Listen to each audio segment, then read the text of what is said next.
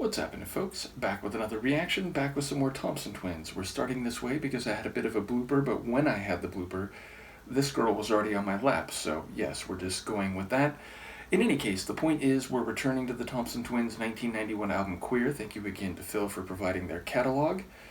And the next tune in the playlist is Flower Girl, which made me think of two things when I saw the title. One, it made me think of like 60s hippie commune flower girls who would be pro peace and opposed to war and imperialism and that type of flower power.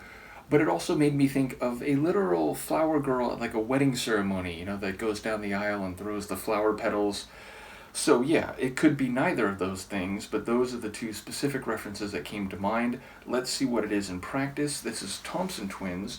The track is Flower Girl, and it's from their 1991 album Queer.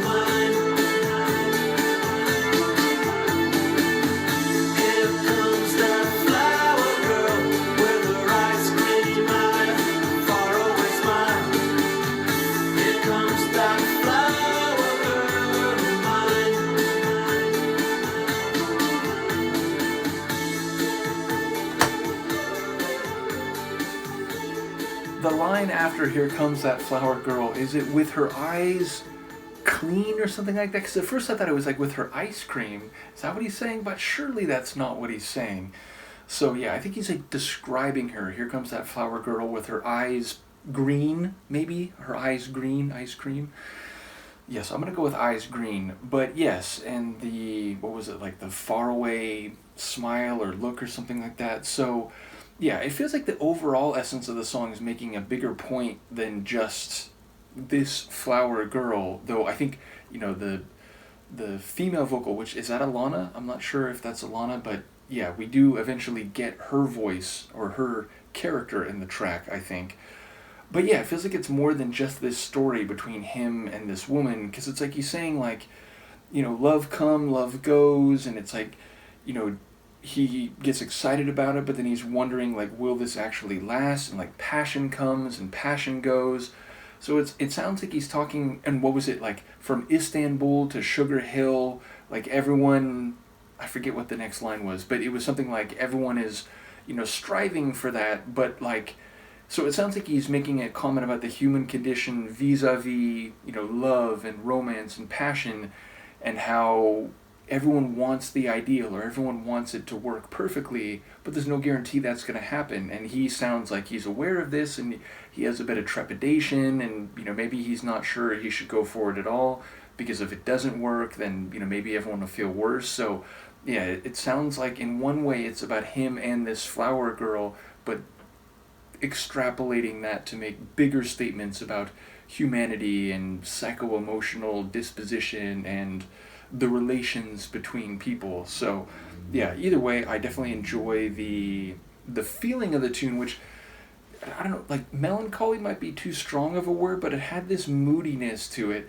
And like sonically, I was trying to think the whole time, it's like, does it remind me of a Spandau Ballet tune? Does it remind me, like, I couldn't quite place it, but like, I suppose on some level, maybe it's making me think of a tune like Hold Me Now, which is, certainly at the start it's like, oh, it's kind of sad, but then, oh, maybe it's not as sad as I thought, and it's like somewhere in between, and even sonically it kind of has this longing, but it's not like depressed longing, but nor is it like, hey, I can't wait to be with her again. It's kind of like, oh, we go in these cycles, and that life is tattered and torn, but wait, this is just one of the games we play. So maybe it reminds me, quote unquote, of a Thompson Twins tune.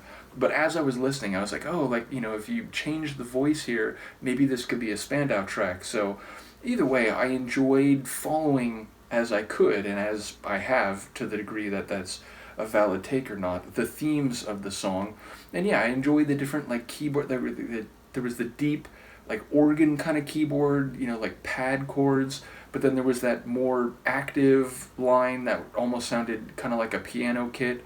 So yeah, there were different keyboard layers in there that I very much enjoyed, and I like I don't know how to describe it, there's like this certain type of drum kit sound, which if it were another group, I'd say obviously, oh, it's got to be a drum machine, but Alana, lots of percussive creativity, and like, I don't know, maybe some of that is like live drums. But either way, the percussion scheme and the rhythm of it I also enjoyed. So yeah, and ultimately Tom's vocals, they had this, again, kind of moodiness, maybe a bit melancholy, but also like reflective. She's out, she's gone. She's heard enough. I think you've probably heard enough too. But yeah, a cool tune, and one that it doesn't sound like obviously 80s, but it sounds like evolved from their earlier 80s like synth pop sound. So again, like, we tend to like compartmentalize decades, and it's in a way artificial, and that like things happening in 90 and 91 are a lot more similar to 89 than they are to 98 or 99, because they're temporally closer. And it's not like the cards of culture and music production and stylings are immediately shuffled right at the decade transition. So it's not crazy that this would sound still like some 80s style synth pop, but it definitely sounds a bit evolved compared to like Into the Gap or something. So yeah, ultimately I'm going to enjoy this album, and I've enjoyed the first couple tunes. Let me know what you think, and I will see you next time. Peace.